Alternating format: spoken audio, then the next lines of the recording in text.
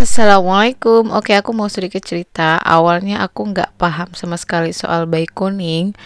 Jadi ketika masih di RS abis lahiran, tiap DSA visit ke kamar dan periksa anak aku, beliau selalu bilang, masih kuning ini ya, terakhir nyusuin kapan? Susuin tiap 2 jam ya.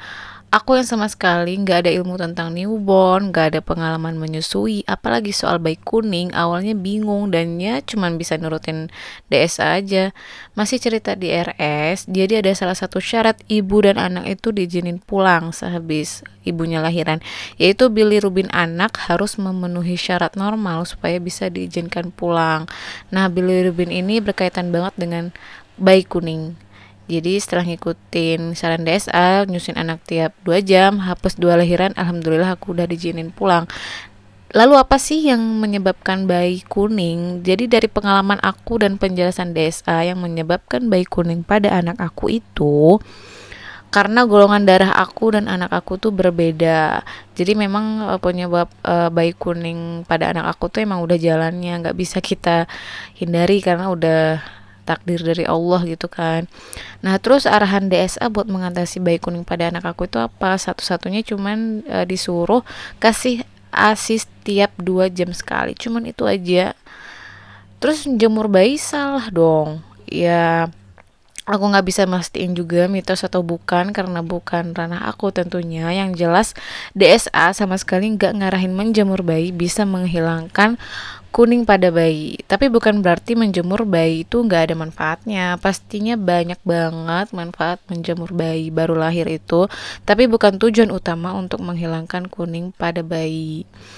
Dan jujur juga awalnya aku tuh nggak ngeh ya bayi kuning itu kayak gimana, karena dari kasat mata tuh menurut aku anak aku tuh warna kulitnya tuh biasa aja, tapi emang baru lahir tuh emang putih bersih gitu.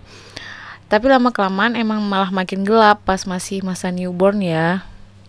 Jadi aku ngehnya itu setelah beberapa hari kemudian. Sadarnya dari mata anak aku yang bagian putihnya tuh gak kayak rada kuning. Terus juga DSM memberi arahan cara membedakan kuning atau tidaknya pada kulit anak.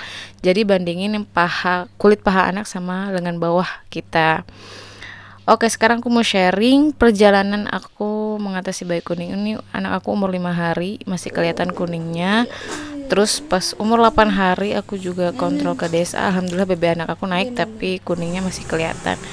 Terus ini pas umur 9 hari masih kuning juga. Nah, lanjut ya ke hari ke-20, kelihatan di foto ini anak aku bagian matanya udah putih bersih, alhamdulillah. Nah, memang kalau nggak salah ada yang pernah bilang kalau bayi pernah kuning itu setelah kuningnya hilang kulitnya itu bakal jadi rada gelap gitu setelah kuningnya memudar, dan di anak aku ternyata kejadiannya juga kayak gitu. Jadi lama kelamaan tuh makin gelap, tapi alhamdulillah itu tuh sementara aja teman-teman, gak usah khawatir.